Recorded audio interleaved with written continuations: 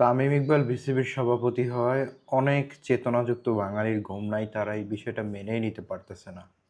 বিষয় হচ্ছে, নাজমুল হাসান পাপন যখন বিসিবি ছাড়ল, তখন সেই সময় আনা হলো ফারুক খানকে। ফারুক খান এসে বিসিবির কি উন্নতি করছে, ক্রিকেটের কি উন্নতি করছে সেটা সবাই জানে। এক রাতের মধ্যে 120 কোটি টাকা সে অন্য ব্যাংকে ট্রান্সফার করে দিয়েছে উইদাউট এনি পারমিশন। কেউ জানেও না, কেউ কিছুই করতে পারে নাই। 120 কোটি টাকা সে ট্রান্সফার করে দিয়েছে অন্য ব্যাংকে। এরপরে যখন তার নানা অনিয়ম অভিযোগ সব কিছু ছাপিয়ে গেল, তখন সেই সময়ের ক্রীড়া উপদেষ্টা আসিফ মাহমুদ সজীব ভুঁইয়া তিনি কি করলেন, তিনি বিভিন্ন কায়দা করে আনলেন আরেকজন সভাপতি, যিনি হচ্ছেন আমিনুল হক বুলবুল। আমিনুল হক বুলবুল সে অনেক চেষ্টা করছে, দিনরাত অফিস করছে, এই করছে সেই করছে, কিন্তু সে সময় মতো বিপিএলটাও আয়োজন করতে পারে নাই। সে কি করছে, বিপিএলে বরিশালের মতো একটা চ্যাম্পিয়ন টিম, সেই টিমকে ইনক্লুড করতে পারে নাই। সে ক্রিকেটের অনেক উন্নয়ন করছে, অনেক ভালো কাজ করছে আমিনুল হক বুলবুল। ইভেন বিভিন্ন রাজনৈতিক ইস্যুর কারণে পারলো না ওয়ার্ল্ড কাপে বাংলাদেশকে খেলাতে। কোনো সে অনেক চেষ্টা করছে, কিন্তু সে বিভিন্ন ইস্যুর কারণে সে বাংলাদেশ ক্রিকেট বোর্ড, বাংলাদেশের ক্রিকেট খেলোয়াড়রা বিশ্বকাপটা খেলতে পারে না। ওকে ফাইন, এখন তামিম যখন এসে বসছে বিসিবিতে, এখন সবার গায়ে চুলকানি শুরু হয়েছে, তামিম কেন আসলো। আরে ভাই, বাংলাদেশের সিস্টেম আপনি বোঝেন?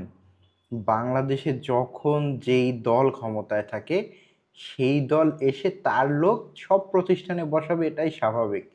আপনি যদি ক্ষমতা পান, ধরেন ইউনিয়নের একটা চেয়ারম্যান হন, তাহলে আপনি কি করবেন জানেন? আপনার আশেপাশের যত লোক আছে না, সবাইরই কিন্তু আগে সুবিধা দিবেন। আপনার আত্মীয় স্বজন, হ্যাঁ, আপনার কাছের যত মানুষ তাদেরকে সুবিধা দিবেন।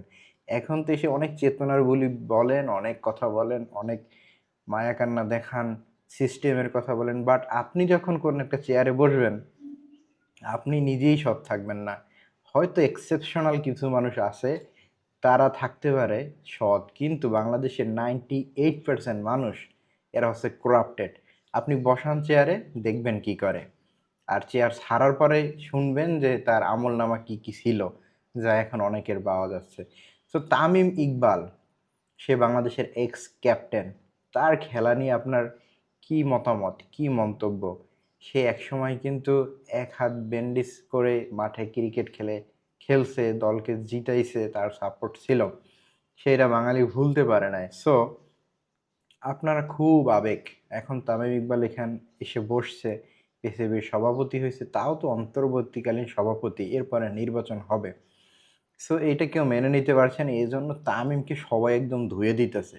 আরে ভাই, ধুয়ে দিতেছেন ভালো কথা, কিন্তু আগে দেখেন না আপনারা যে পাস্ট যে সভাপতি যারা ছিল, তারা কোন বাল করছে আর তামিম সাহেব কি করে, তারপর তারা গালি দিয়েন। তামিম সাহেব আসছে, কাজ করুক।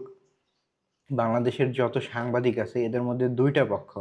একটা পক্ষ যারা 100% তামিমকে চায়, তারা জানে যে তামিম ক্রিকেটের মানুষ, খুব সমসাময়িক সে ক্রিকেট থেকে বিরতি নিছে, এখন সে ক্রিকেটের সেন্স অনেক ভালো, সে ক্রিকেটের জন্য কাজ করতে পারবে, তার সেই হিম্মত আছে, সেই ট্যালেন্ট আছে। সো সাংবাদিকদের একটা পক্ষ তামিমের পক্ষে, এবং ক্রিকেটার যারা আছে বর্তমানে, যারা ক্রিকেট খেলে, কোয়াবের যারা সদস্য, কোয়াবের সভাপতির কথা শুনলে আপনি বুঝবেন তারা 100% তামিমকেই বিসিবির সভাপতি হিসেবে চায়। সুতরাং আপনারা যারা আছেন, যারা দেখেন তামিম কি কাজ করে, তামিমের কাজ দেখার পরে যদি তার কাজ বিসিবির পাস্ট সভাপতিদের থেকে খারাপ হয়, তখন তাকে গালি দিয়েন।